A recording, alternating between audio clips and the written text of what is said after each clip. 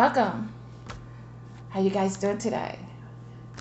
I am Ursula Ease, and these are my philosophies in the mind of an INFJ, which is me. This is from a mind of an INFJ. And today, I would like to talk about the pain we get from love and relationships. What I'm going to attempt to do is wipe out some of that pain that you're feeling.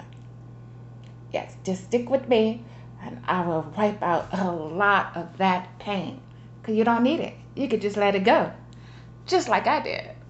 And I had a lot of pain.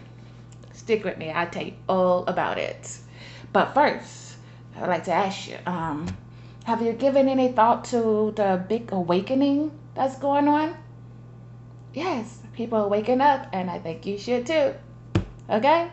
So, relationships. Right.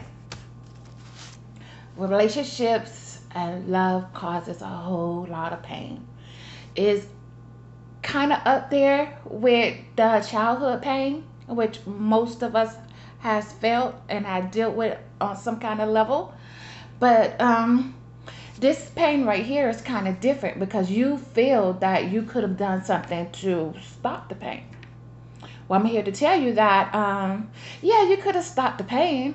However, you couldn't stop yourself from getting it, okay?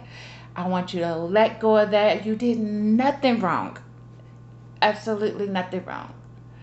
But where we are, this place we're in, you're going to feel some pain, okay? So don't blame other people. Don't blame him. Don't blame her. Don't blame mom. Don't blame dad. It's just that it's set up for you to feel this pain from childhood. Your inner child is what's feeling the pain, not necessarily you, because you know how to let go. You know things come and go. You know relationships come and go. It's that inner child, the inner child that's having trouble with letting go. It's traumatized. And you got to go within yourself and soothe your inner child. Just go inside, find them, and soothe them. And just talk to them and have them, see if you could get some kind of understanding with them to know that relationships come and go. Everything in life come and go. Where I am right now, this is temporary. I'm going to be somewhere else soon. My job is temporary. At some point in time, it's going to be gone. The color of my hair is temporary. One day I'm going to stop putting dye in it and just let the gray grow. Yes. So pretty much everything is temporary. Children come and go. Relationships come and go. But let's look at it a little bit different to where you can understand why your inner child is in so much pain over losing relationships. Let's picture this bloom. This bloom represents relationship. We know that this bloom is temporary. We all had one of these before, right?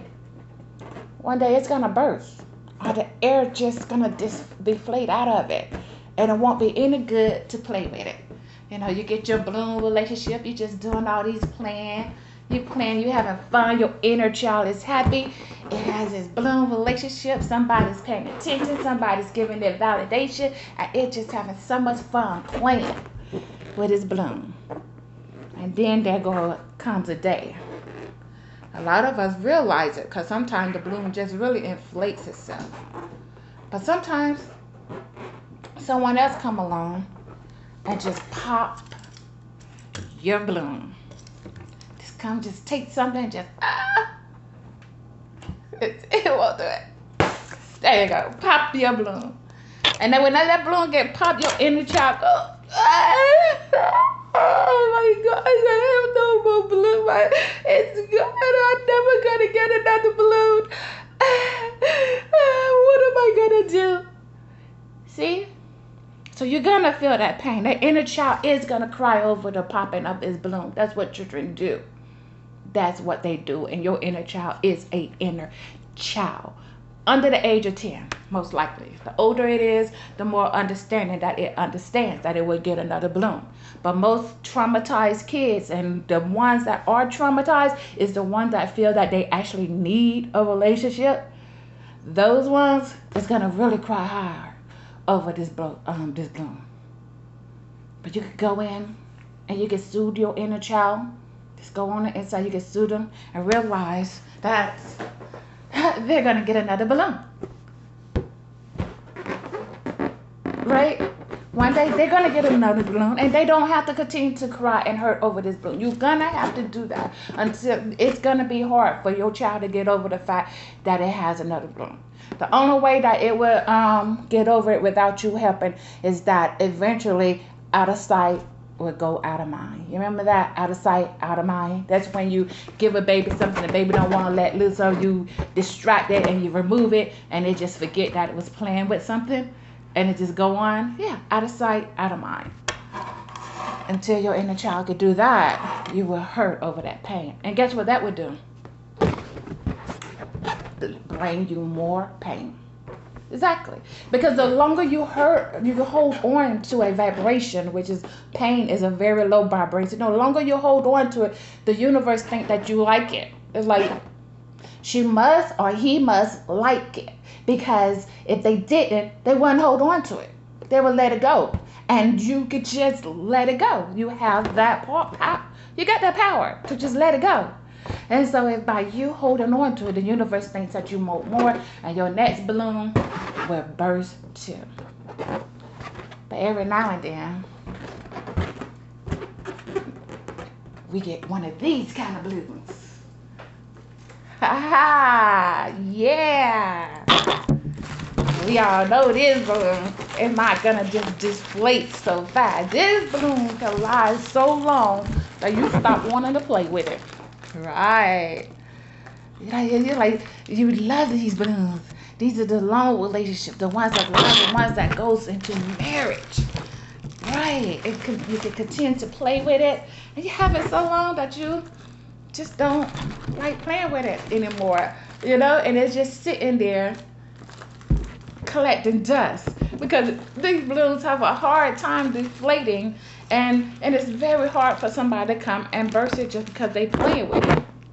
These balloons right here, someone else come and play with your balloon, and they end up bursting it for you, and they keep your balloon. You understand what I'm saying? Yeah. So but these ones here, it's hard to tear these kind of relationships up, right? You can have it for a very long time. You start playing when it's just sitting there. But eventually it does deflate. Eventually the air will deflate out of these balloons. I've been there. I've seen that before. And normally when that happens, people are okay, because they stopped playing with the balloon anyway a long time ago. However, sometimes even when it deflates,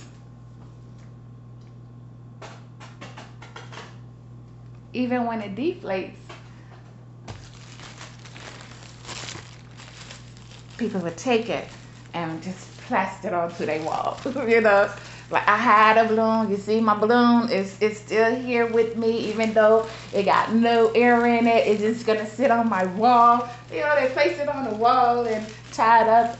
Those are marriages that really don't have any more spark, but they lasting very long. They are gonna last at least until you have to move from that home.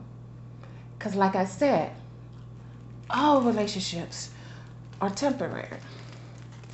Because even the ones that's lasting for 50, 60, well, I don't know if they ever make it to 60, but whatever, 60, all those years, somebody has to die. And normally they're not dying at the same time.